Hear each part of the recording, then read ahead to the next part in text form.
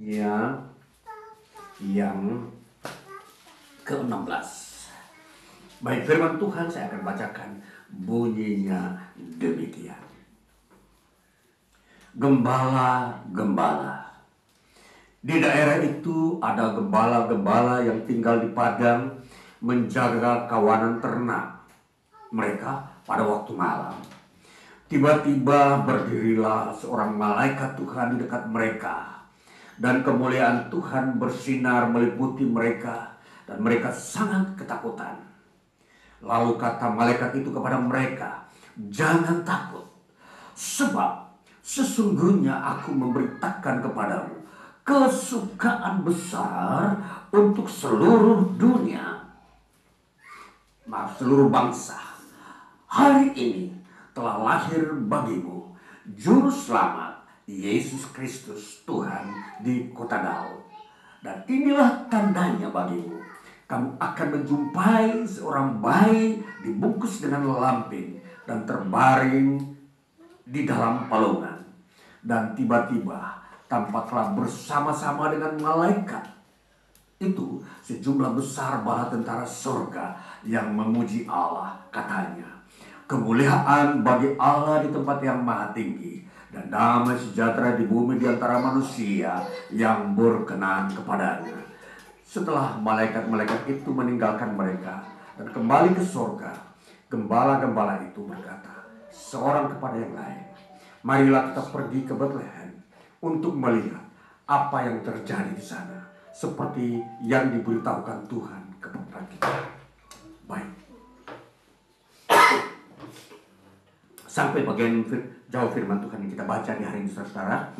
Ya, kita sebagai jemaat Tuhan khususnya di tempat ini, ya, saya sebagai gembala sidang di Jemaat JKI Duta Injil Dao Malang, ya, sebagai jemaat Tuhan yang masih kecil, kita semua juga ikut merayakan hari kelahiran Yesus Kristus.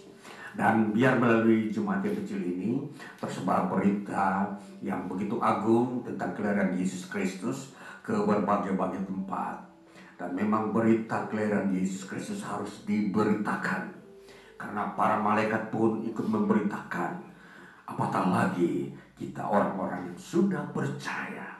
Baik, saudara-saudara yang terkasih, firman Tuhan di hari ini akan kita mengerti di bawah sebuah sorotan tema kemuliaan bagi Allah dan damai sejahtera di antara manusia. Ya, tema ini tema tahun 2023, saudaraku yang terkasih, kemuliaan bagi Allah dan damai sejahtera di antara umatnya di bumi. Dua kalimat ini dalam satu tema, tetapi mempunyai fokus yang berbeda atau berlawanan arah. Yang satu berbicara tentang kemuliaan Allah, yang satu berbicara tentang damai sejahtera di antara manusia yang berkenan kepadanya. Saudara, sebagai seorang yang percaya kepada Kristus, kita betul-betul harus mau memahami dulu apa itu kemuliaan Allah dan apa itu damai sejahtera di antara manusia yang berkenan kepadanya. Saudara, kalau kita mau melihat dua pokok pikiran ini, itulah yang diberitakan para malaikat. Saudara, para malaikat ini membawa berita dari surga yang bunyinya kemuliaan bagi Allah dan damai sejahtera di bumi di antara orang-orang yang berkenan kepadanya. Nah, saudara-saudara, ini berita yang dibawa oleh para malaikat. Ya. Dan bukan sebuah rekayasa manusia. Bukan buatan para filsuf, orang-orang pandai yang pada mulanya memang ada mengerti tentang Taurat. Dan boleh saja era di mana Yesus Kristus hadir, di situ telah disebut zaman antara, di mana di situ tidak ada nabi-nabi. Nabi-nabi sudah tidak berfungsi. Jadi antara Israel ada dalam pembuangan tahun 556 sampai tahun di mana Yesus lahir tahun 0, ada 500 tahun ini, saudara-saudara, itu para nabi tidak ada, saudara-saudara.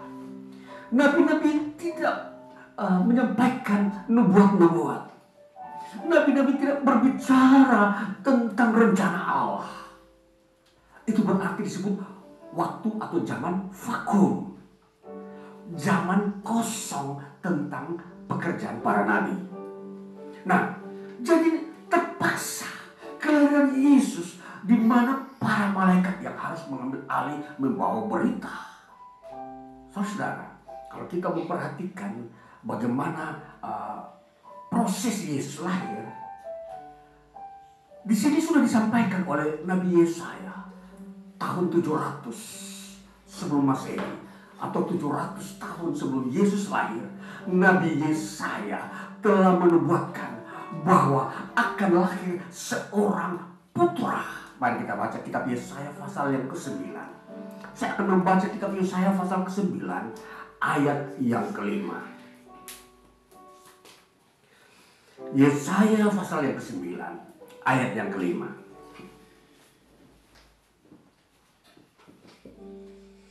Sebab seorang anak telah lahir untuk kita,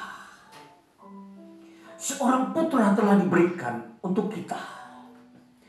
Lambang pemerintahan ada di atas bahunya, dan namanya disebutkan orang penasihat ajaib, Allah yang perkasa, Bapa yang kekal, Raja damai.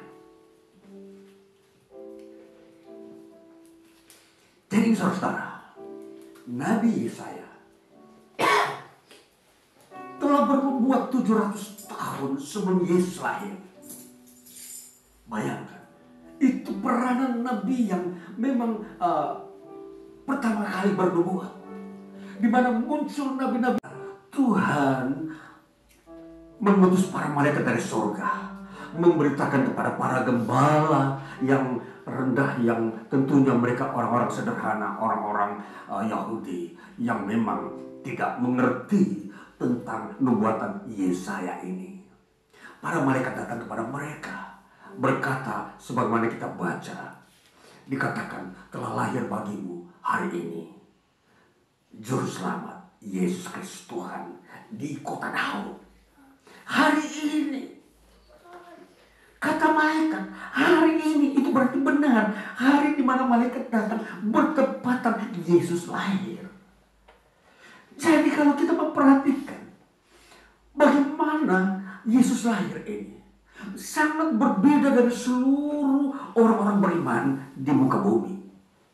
Contoh, kalau kita memperhatikan Yesaya lahir, ini seorang nabi, tidak ada peranan malaikat. Musa lahir, tidak ada seorang malaikat yang harus mendampingi kelahirannya. Abraham lahir, tidak ada seorang malaikat yang harus mendampingi kelahirannya. Dan seluruh tokoh-tokoh dunia apalagi sepi dari sebuah suara dari surga. Sepi. Surga bergeming, surga menutup mulut. Setiap kelahiran anak manusia, tokoh-tokoh iman di bumi ini, tidak ada seorang malaikat pun yang harus berkomentar dan membawa berita anak ini akan jadi apa. Perhatikan saudara, ini sebuah peristiwa momentum yang begitu ajaib. Ketika Yesus lahir, malaikat datang. Dan memang malaikat tidak menyatakan diri kepada banyak orang. Dia datang kepada orang-orang yang sedang menjaga kambing domba gembalaannya pada malam hari. Dia datang kepada mereka. Dan mereka inilah yang mendengar berita pertama tentang kelahiran Yesus hari ini. Jadi saudara, Firman Tuhan berkata, para malaikat datang kepada mereka dan memberitahukan bahwa telah lahir bagimu juru selamat, yaitu Kristus Tuhan. Telah lahir. Itu apa yang Nabi Yesaya nubuatkan 700 tahun lalu tergenapi. Seorang putra telah lahir bagimu. Orang akan menyebut dia Allah yang perkasa, Bapa yang kekal, penasihat ajaib, Raja damai. Lalu kita memperhatikan, kalau malaikat menyebutkan dia bukan Bapa yang kekal, tapi dia menyebutkan Juru Selamat, Tuhan dan Kristus. Itu perkataan malaikat, saudara-saudara. Jadi kalau Nabi Yesaya menyebutkan dia penasihat ajaib, Bapa yang kekal, Raja damai, itu adalah sebuah jabatan. Jabatan-jabatan yang disandang Yesus dalam sebuah pengilhaman yang Yesaya terima dari Tuhan. Saudara-saudara perhatikan, kalau dia disebut oleh Yesaya sebagai penasihat ajaib, itu berarti disebut hakim yang adil. Kalau disebut Bapa yang kekal, itu dia sebagai Allah yang memang kekekalannya diwujudkan sebagai Bapa. Dan disebut lagi, dikatakan Raja damai, itu berarti dia mendamaikan manusia dengan Allah. Persoalan dosa manusia. Jadi hal yang kita perhatikan, apa yang disebutkan Yesaya, kita hubungkan atau kita kombinasikan, kita gabungkan dengan apa yang disebut oleh malaikat dalam Injil Lukas, memperlengkapi status yang disandang oleh Yesus. Yesaya pasal 9 ayat 5 dikatakan, selain penasihat ajaib, Allah yang perkasa, kemudian Bapa yang kekal, Raja damai. Jadi Allah yang perkasa, akan lahir bagimu seorang putra yang akan disebut Allah yang perkasa. Saudara-saudara, sebagai manusia di dalam memahami bahwa Allah yang perkasa lahir di bumi, disandang oleh seorang putra ini menandakan sesuatu yang ajaib, yang melampaui logika manusia, saudara-saudara. Itulah sebabnya sampai hari ini banyak orang sangat-sangat mengeluh dan sungguh-sungguh mau menyatakan diri betapa apakah benar Allah bisa hadir di bumi. Apatah lagi kalau disebut Yesus itu Allah. Maka di sini ada sebuah pemikiran yang begitu bertentangan dengan kodrat ilahi. Kalau mau dihubungkan dengan pernyataan bahwa telah lahir bagimu seorang putra yang disebut Allah yang perkasa. Jadi Yesus disebut orang sebagai Allah yang perkasa dalam nubuat Yesaya. Lalu kita menghubungkan bagaimana dihubungkan dengan apa dalam Injil Lukas, di mana para malaikat berkata dia disebut Juru Selamat, Kristus dan Tuhan. 3 unsur ditambahkan lagi, dibawa oleh para malaikat, disandangkan pada pribadi Yesus Kristus. Jadi betapa kaya. Itulah sebabnya penyembahan dan pujian kepada Yesus ini, saudara-saudara, itu tidak boleh tanggung-tanggung. Sudah tidak boleh lagi diragukan. Sudah tidak boleh maju mundur. Percaya apa tidak? Apakah layakkah Yesus saya sembah? Ini, saudara, dengan pernyataan ini pertanda bahwa manusia tidak perlu ragu.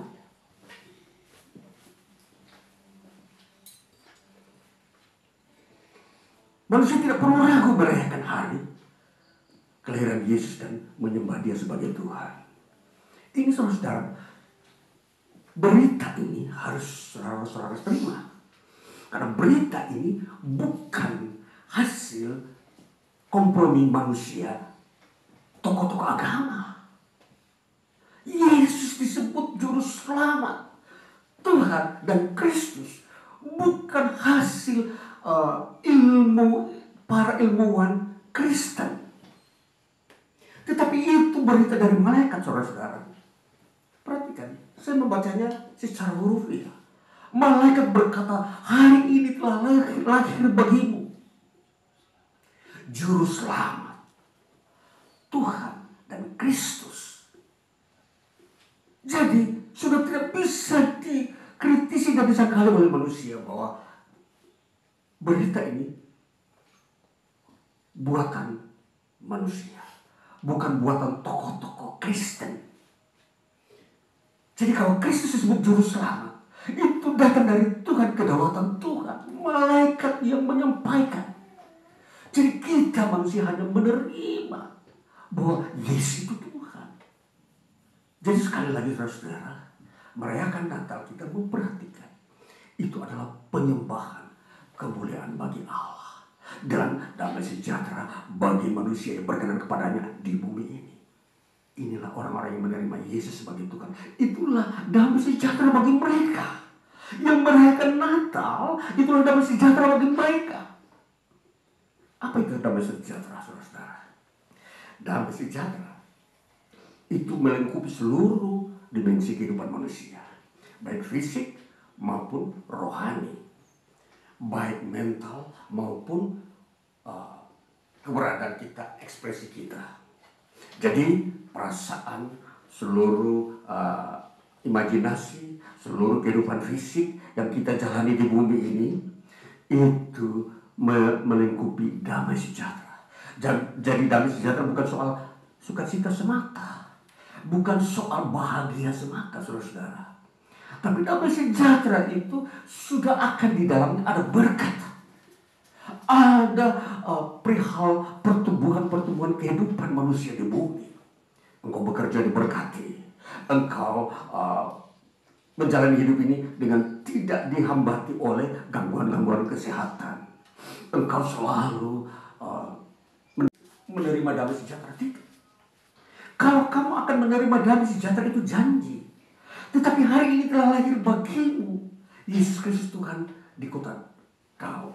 Dan dikatakan ayat yang ke-14 sebagai tema kita, bahwa di situ dikatakan kemuliaan bagi Allah dan damai sejahtera bagi orang-orang yang berkenan kepadanya di bumi ini. Jadi itu diterima. Yesus lahir itu membawa berkat. Jadi hari itu pula manusia yang berkenan dan menerima Yesus sebagai juru selamat dan Tuhan, hari itu juga menerima berkat. Bukan menunggu besok, bukan menunggu 1000 tahun lagi, bukan menunggu masa tua. Berkat itu hari itu. Dan hari itu menjadi pintu gerbang untuk membuka kita masuk kepada berkat-berkat Tuhan. Itu saudara, memahami tentang damai sejahtera bagi orang-orang yang berkenan kepadanya di muka bumi. Jadi hari-hari ini saudara melihat dunia saat ini, kalau logika atau kacamata manusia selalu khawatir apa yang akan terjadi di 2-3 tahun ke depan atau 5-10 tahun ke depan. Tidak ada orang mendapatkan sebuah berita bahwa 2 tahun ke depan akan ada terjadi pertumbuhan ekonomi yang baik. Tidak ada yang berani menyampaikan itu. Para pakar ekonomi dan ahli-ahli ekonomi dunia ini, tidak ada satupun yang bisa berbicara menjamin 1-2 tahun ke depan itu akan terjadi pemulihan ekonomi. Tidak ada. Bahkan keamanan, bahkan yang disebut damai, tentram, tidak akan berani seorang pun pakar politik membicarakan 1-2 tahun ke depan dunia ini aman. Jadi saudara, bahwa dunia saat ini sesungguhnya sedang ada dalam masalah.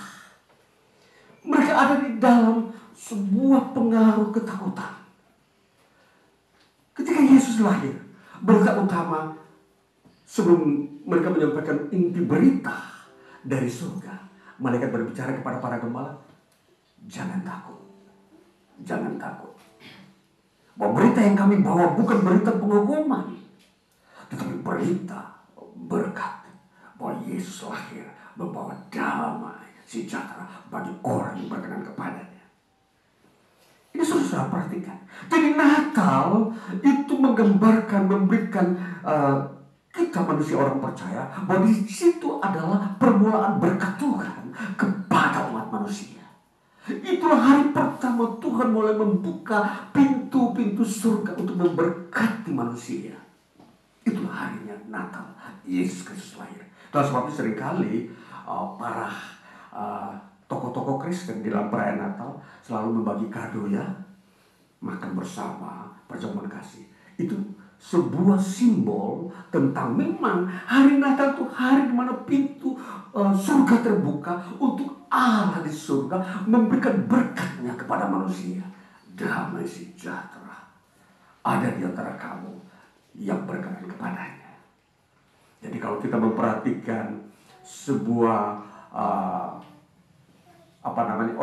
ornamen di dalam gereja, di dalam peristiwa kita merayakan Natal, di situ ada pohon terang, ada lampu yang berkelap-kelip, ada buah yang hiasannya memantulkan cahaya, ya. Itu 3 ornamen utama di dalam kita lihat penampilan dalam acara Natal ya saudara-saudara. Ini bukan sekedar benda hiasan saudara-saudara, bukan. Ini mempunyai makna rohani yang bahwa kalau diartikan bahwa pohon itu melambangkan atau mengartikan tentang kehidupan. Sedangkan lampu yang berkelap-kelip itu disimbolkan dengan kemuliaan Tuhan. Dan buah-buah yang dalam hiasan itu yang dipajang di setiap pucuk-pucuk pohon Natal itu, ya, itu melambangkan juga bahwa di situ ada berkat-berkat. Jadi 3 makna di dalam ornamen perayaan Natal ini ditampilkan. Walaupun di situ ditampilkan bahwa itu adalah sebuah pohon yang berbentuk pohon cemara, bukan pohon-pohon yang lain, karena pohon cemara mempunyai makna bahwa pohon ini hidup di segala musim. Dia tidak pernah layu walaupun itu musim panas. Dia tidak pernah layu sekalipun ada angin badai. Dia tidak pernah bahkan mati sekalipun itu ada banjir bandang. Ini pohon ini begitu kuat di antara berbagai-bagai pohon saudara-saudara. Jadi kalau kita melihat ornamen pohon Natal, itu mengkiaskan tentang kemuliaan Allah dan damai sejahtera bagi orang yang berkenan kepadanya. Jadi di sini walaupun 2 pokok yang berbeda, tetapi disatukan di dalam kehadiran Yesus Kristus. Jadi Yesus Kristus itu satu sisi membawa kemuliaan Allah, tapi satu sisi juga membawa berkat bagi umat manusia, orang yang berkenan kepadanya. Jadi 2 sisi ini dihubungkan atau disatukan melalui kelahiran Yesus. Saudara, itu berarti bahwa sebelum Yesus lahir tidak ada proses terjadinya seperti ini. Contoh, kalau berbicara tentang kemuliaan Allah, sebelum Yesus lahir ke bumi, betapa kemuliaan Allah itu diporak-porandakan, dihancur-hancurkan, diinjak-injak oleh pendosa-pendosa di bumi ini. Mereka menganggap Allah itu tidak berdaya. Lalu kemudian kita melihat sisi yang lain sebelum Yesus lahir. Berbicara tentang kemuliaan, tentang damai sejahtera di bumi, tidak ada bangsa-bangsa di bumi pun yang berdamai. Tidak ada bangsa-bangsa di bumi yang dalam keadaan makmur, tapi ada dalam keadaan perang dan kemiskinan dan penderitaan. Itu situasi manusia sebelum Yesus lahir, saudara. Jadi kalau berita yang dibawakan oleh malaikat, pokok beritanya adalah kemuliaan bagi Allah dan damai sejahtera di antara manusia yang berkenan kepadanya. Itu dihadirkan di bumi. Itu pertanda, saudara-saudara, Allah akan turun tangan menyelesaikan permasalahan-permasalahan hidup manusia di bumi, menyangkut penderitaan, menyangkut peperangan, menyangkut kondisi kemiskinan dan penyakit yang melanda seluruh umat manusia di muka bumi. Jadi saudara-saudara, kita harus merelakan Allah bekerja di bumi ini, menyelesaikan semua permasalahan umat manusia. Masih ada banyak orang yang terus mengalami banyak penderitaan di bumi ini. Banyak hal, saudara-saudara. Jadi kalau kita melihat setiap tahun kita merayakan Natal, itu berarti ada kesempatan-kesempatan setiap tahun Tuhan akan merubah setiap generasi untuk supaya masuk ke dalam berkat Tuhan. Jadi sejarah ke depan berdasarkan kesaksian Injil dan para malaikat adalah damai sejahtera. Damai sejahtera, bukan penghukuman. Nah, inilah bahasanya para malaikat. Kalau bahasa manusia, mereka tidak mampu menjamin 1-2 tahun depan damai. Tapi kalau malaikat berkata, damai sejahtera ada di antara kamu, ketika Yesus lahir di tengah-tengah hidupmu, kamu akan menerima damai di tahun depan. Sukacita, usahamu diberkati, keluargamu damai, kamu sehat selalu walaupun ada mulai muncul lagi virus-virus corona. Dalam nama Yesus itu dihancurkan. Itu peranan iman orang-orang percaya. Maka saudaraku yang terkasih, di era ini, maka yang menyebut Yesus Tuhan, itulah disebut orang-orang Kristen. Sedangkan yang meragukan Yesus itu adalah Tuhan adalah orang-orang bukan Kristen. Jadi beda. Jadi dua hal ini yang akan diwarnai atau diperlihatkan dalam sejarah hidup manusia. Nah, itulah sebabnya apakah orang yang mengakui bahwa Yesus Tuhan itu akan semakin bertambah, ataukah orang yang tidak mengakui Yesus Tuhan semakin bertambah? Nah, ini adalah sebuah sejarah kerajaan Allah di muka bumi. Apa kata sejarah kerajaan Allah? Nubuatan Nabi Yohanes, Rasul Yohanes, ada sepertiga umat manusia yang akan mengalami sebuah goncangan di bumi ini. Sepertiga itu pertanda bahwa sepertiga yang mengalami goncangan adalah orang-orang yang tidak mengakui Yesus adalah Tuhan. Terus sebabnya saudara-saudara, itu kalau dunia sekarang ini posisinya seperti apa? Nanti akan kita melihat bahwa semakin bertambah-tambah orang-orang yang mengakui Yesus Tuhan dan menyembah Yesus Tuhan sesuai dengan berita yang dibawa oleh para malaikat tentang Yesus. Saudaraku yang terkasih, melihat semua ini, tentunya kita dalam merayakan Natal, kita dalam hadir dalam perayaan Natal setiap tahun, kita punya iman dan kepastian bahwa kita akan diteguhkan menerima berkat Tuhan. Berkat Tuhan, berkat Tuhan. Haleluya. Ini berita Natal untuk kita saudara, dan biarlah kita pulang dalam damai sejahtera di dalam Kristus Yesus memasuki tahun depan untuk menguatkan iman kita lagi, bahwa kita dipelihara Tuhan sebagai Bapa yang kekal, Allah yang perkasa, sebagai juru selamat, dan Tuhan bahkan Kristus bagi kamu. Tuhan Yesus memberkati. Haleluya.